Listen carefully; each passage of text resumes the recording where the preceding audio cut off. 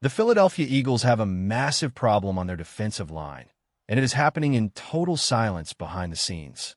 We are talking about a total collapse of expectations for a player who was supposed to be the next cornerstone of this defense. This isn't just a slump. It's a full-blown crisis that could end a career before it even truly begins. If you think the Eagles are just going to wait around for potential to turn into production, you have not been paying attention to how this organization operates. The reality of this situation is brutal, and it suggests that someone's time in Philadelphia is ticking down to zero. Before we dive in, smash that subscribe button if you want the fastest NFL updates on the planet. Let's look at the cold, hard facts. We're talking about Ty Robinson. When the Eagles spent the 111th overall pick on this defensive tackle out of Nebraska back in the 2025 draft, the front office had a very specific plan. They wanted a guy with an insane athletic profile, a physical freak who could step in and immediately learn the ropes behind studs like Jalen Carter and Jordan Davis. Robinson was supposed to be the heir apparent, a guy who could soak up knowledge and eventually dominate. But here we are, roughly 13 months later, and the situation at mandatory minicamp is nothing short of a disaster. You would expect a high-upside fourth-round pick to be climbing the ladder, showing the coaches that he belongs in the rotation. Instead, he was nowhere to be found on the second-team unit. He was buried on the third team. When you're a sophomore player in the NFL and you're taking snaps with the third-stringers, that is a massive red flag. It tells you everything you need to know about where he stands in the eyes of the coaching staff. It is not just about the depth chart. It is about the message being sent.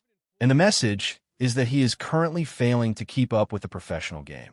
Think about the sheer amount of talent we're dealing with here. Robinson is a 6 feet 5 inches, 288-pound specimen who absolutely tore it up in his final year in Nebraska. We're talking about 7 sacks and 12 tackles for loss. His relative athletic score, that famous metric that NFL scouts obsess over, was a staggering 9.89. For those who don't follow the scouting data, that is elite. That is the kind of number that makes general managers lose their minds during the draft process. He was legitimately one of the best athletic prospects at his position in decades. Even draft experts had him pegged as a high-value steal. So what went wrong? Why is this guy fighting for his life on the practice field? The jump from the collegiate level to the NFL is violent, and for Robinson, the transition has been a brick wall. During his rookie campaign in 2025, he played in 11 games, but the production just wasn't there. He struggled to get any kind of push. He couldn't win leverage battles against professional offensive linemen. And at the end of the day, he finished the year with a measly 5 tackles. 5. That is a brutal reality check for a player who was supposed to be a rotational spark plug. Now, I want to hear from you. Do you think a player like this deserves a longer leash? Or should the team cut their losses the moment they stop producing? Who is really to blame for a developmental prospect failing to launch? Drop a name and your reasoning in the comments below, because this is the kind of debate that is tearing the fan base apart right now. But wait until you hear about the massive logjam standing in his way. This is where the math really stops working in Robinson's favor. The Eagles have spent years building a defensive line that is the envy of the entire league. Jalen Carter has already established himself as one of the best interior linemen in the entire sport. He's a Pro Bowl talent, a guy who wreaks havoc every single snap. Then you have Jordan Davis, a mountain of a man who eats up double teams for breakfast. When you add Moro Ojomo into the mix, you have a trio that is essentially set in stone. That is the foundation of the Vic Fangio defense. It's ironclad. However, Robinson's headache doesn't end with the stars. He's currently stuck behind Byron Young, who's been quietly grinding and earning his stripes. Young has moved up the ladder, and frankly, he looks like the more reliable option right now. Then you have the wild card factor. The team is clearly committed to developing younger prospects like Warrar and Bernard. There's this fascinating comparison going around between Bernard and Jordan Mailata. Everyone remembers that legendary story of how the Eagles treated Mailata like a long-term project, protecting him, coaching him, and giving him the time to grow into an elite starter. The front office clearly sees that same high-ceiling potential in Bernard. If they're going to burn a roster spot on a project player, they're going to give that spot to the guy they believe has the higher ceiling. This brings us to the harsh reality of NFL roster management.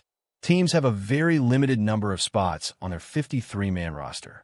You simply cannot afford to carry multiple developmental guys at the same position. It is a mathematical impossibility.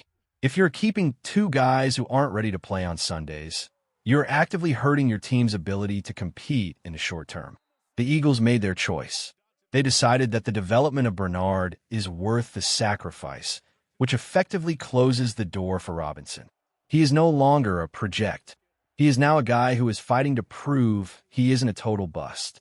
He is competing against guys like Gabe Hall and Taquan Graham, who are all hungry and making their own cases for a spot. The fact that Robinson couldn't even separate himself from this group during minicamp is a terrifying sign. Look at the track record of this front office. They do not care about where you were drafted. If you're a fourth-round pick and you don't show real, measurable progress, you are gone. We have seen it before with names like Sharif Miller, K'Von Wallace, and Zach McPherson. The Eagles are a ruthless, merit-based organization. If you aren't producing, you are just taking up space, and they will find someone else who will. And then there is the elephant in the room, the Jalen Carter contract situation. We are talking about a massive, franchise-altering extension that could ripple through the entire salary cap. If the Eagles are going to pay top dollar to their stars, they need the rest of their roster to be extremely cost-effective. A fourth-round pick who isn't contributing on the field is the definition of inefficient cap usage. So what is the path forward? Is there any hope left? It all comes down to training camp. It is the final stand. Robinson has to show up in July and look like a completely different player. We need to see him winning reps. We need to see him creating pressure. And we need to see him finally utilizing that freakish athleticism we saw back in his college tape. He needs to force the coaches to change their minds. He needs to make them say, we cannot afford to cut this guy. It is possible. We have seen players have aha moments in their second year. The game slows down, the technique clicks, and suddenly the light bulb turns on. But based on the evidence we saw at minicamp, that transformation hasn't started yet. If he walks into training camp and continues to rotate with the third team, the writing is on the wall. The era of the potential-based roster spot is over. The Eagles are in win-now mode, and they have no interest in holding onto a player just because of where he was selected in the draft. It's a cutthroat league, and time is a luxury that Ty Robinson no longer has. Do you think he has one more gear left in him to surprise the coaching staff, or is it already too late for him to save his spot in Philadelphia? Let me know your take, and make sure you're subscribed so you don't miss the next update as we track this story through the heat of the summer.